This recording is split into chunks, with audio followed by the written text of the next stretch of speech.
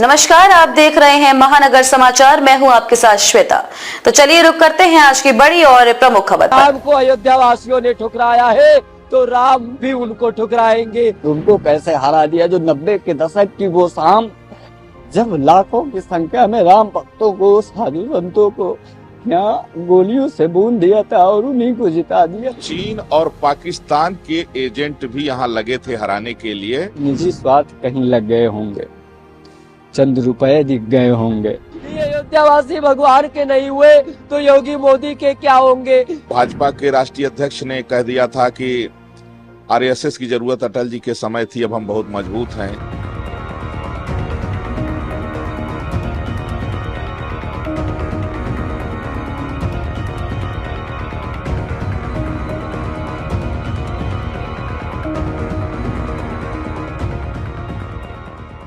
6 दिसंबर 1992 का वो कालिख जो राम भक्तों ने पूरे देश से आकर अयोध्या में विध्वंस कर दिया था, लेकिन राम मंदिर बनने के उपरांत ये जो कालिख अयोध्या वासियों के मस्तक पर लगा है, ये शायद हजारों हजार वर्ष तक ना ध्वस्त हो और ये जीवन भर हिंदू, अयोध्या का हिंदू अपने मस्तक पर लेकर घूमेगा और नमक हराम की तरह देखा जाएगा। जिसने राम मंदिर को बनवाया उसी को अयोध्या वासियों ने हरा देने का काम किया है।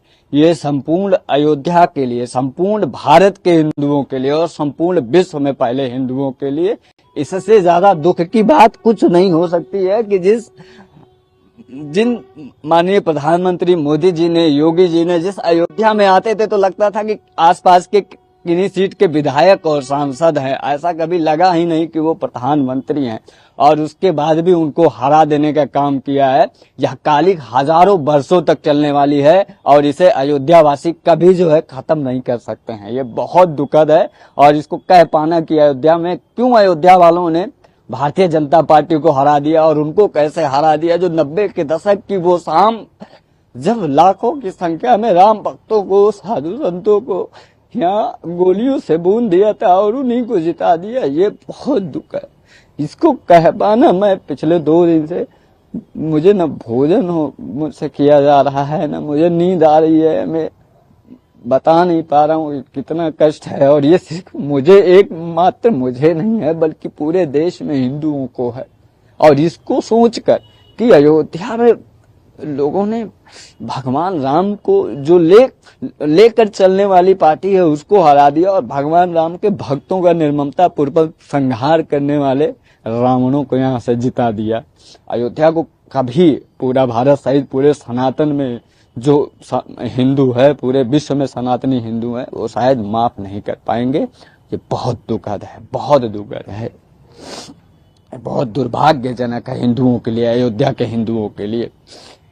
ये कालिख कभी खत्म नहीं होने वाली है। ये वही अमर अकंटक कालिख है जो मंथरा के मस्तक पर लगा था, जो माता कैकेयी के मस्तक पे लग गया था, जो अयोध्या वासियों के मस्तक पे लग गया था, जिन्होंने भगवान राम को वनवास दिला दिया, जिन्होंने माता सीता को वनवास दे दिया।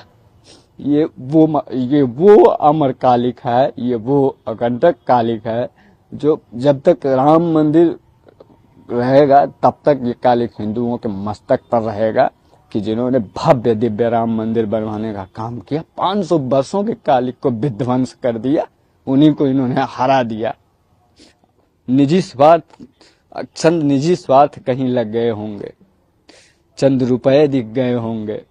जिन्होंने यह कहा कि संविधान बदल देगी भारतीय जनता पार्टी, जिस संविधान की बदौलत हमारे प्रभु श्री राम लला भव्य रूप से विराजमान हुए, कुछ जुमलेबाज पार्टियों ने उसी संविधान को ही दांव पे लगा दिया अपनी राजनीति के चक्कर पे और उन्होंने पूरे देश में ये कहा कि संविधान बदल देगी भारतीय जनता पार्टी। इससे ज्यादा दुखद और क्या होगा। संविधान बदलने की किसी में क्षमता नहीं है। मैं बहुत दुखी हूँ और लगभग 5 लाख वोट जो है तो भाजपा प्रत्याशी लल्लू सिंह को मिला।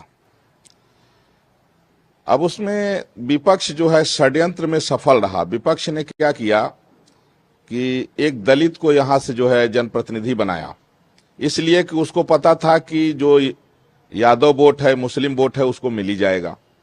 और जिनको प्रत्याशी बनाए वो दलितों के नाम पर, कुछ जातिवाद के नाम पर कुछ वोट ले लिए और कुछ तमाम कारण रहा एक बार जो है तो भाजपा के राष्ट्रीय अध्यक्ष ने कह दिया था कि आरएसएस की जरूरत अटल जी के समय थी, अब हम बहुत मजबूत हैं, तो हिंदू संगठनों की उपेक्षा भी इसमें कारण रहा। और दूसरा एक जो बड़ा कारण था अयोध्या की सीट हारने का, तो चीन और पाकिस्तान के एजेंट भी यहां लगे थे हराने के लिए, क्योंकि वो देख रहे थे कि भारतीय जनता पार्टी जो है उसका जो राजनीति का केंद्र है वो राम मंदिर है। तो चीन और पाकिस्तान के एजेंट यहां रात रात घूम करके और वो जो है यहाँ पैसा भी काफी बांटे हैं, तो वो दलितों को और ओबीसी को जो है तो समझाने में और खरीदने में कामयाब रहे। हालांकि हम लोग शर्मिंदा हैं और जो राम भक्तों के ऊपर गोली चलाया उसका प्रत्याशी जीत गया, जिसने राम मंदिर बनाया उसका प्रत्याशी हार गया।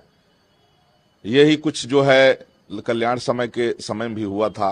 ये अत्यंत दुखद रहा और यह कमी जल्दी पूरी भी होगी।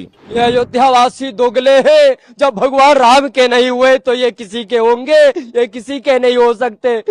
जब माता सीता पे लांछन लगा दिए ये लोग, तो ये लोग जब माता सीता पे लांछन लगाए, उन्होंने त्याग करवाए, तो ये अयोध्यावासी किसी के नहीं हो सकते। ये अयोध्यावासी भगवान के नहीं हुए तो योगी मोदी के क्या होंगे। ये दोगले हैं। जब भगवान राम गए थे लंका पे चढ़ाई करने के लिए, उस समय भी अयोध्यावासियों को लेके भगवान नहीं गए थे। उनको मालूम था कि अगर अयोध्यावासी को लेके जाएंगे तो वास्तव में धोखा कर देंगे, ये रावण से समझौता कर लेंगे, इसीलिए वो लेके नहीं गए। इसीलिए ये अयोध्यावासी पे कभी विश्वास मत करना।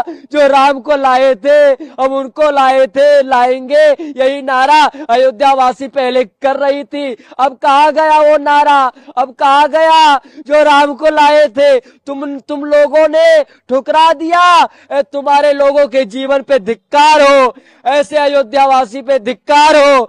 और मैं कहना चाहता हूँ कि जो राम को ठुकराता है उसको दुनिया ठुकराती है। अगर राम को अयोध्यावासियों ने ठुकराया है तो राम भी उनको ठुकराएंगे। ये वह अवस्था भविष्यवाणी है संतों का। खबर के अंत में खबरों में अब तक के लिए बस इतना ही। फिर होगी आपसे मुलाकात ऐसी ही बड़ी किसी खास खबर के साथ। तब तक के लिए नमस्कार और देखते रहिए महानगर समाचार।